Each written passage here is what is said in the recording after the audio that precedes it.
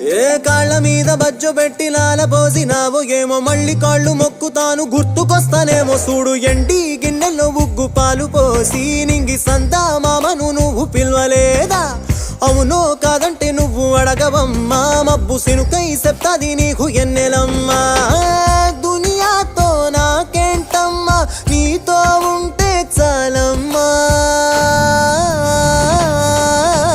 ఏలో ఏలో ఏలో ఏలో ఏలో నేను ఊగింది నీ ఓడు ఎలో ఏలో ఏలో ఏలో ఏలో ఏలో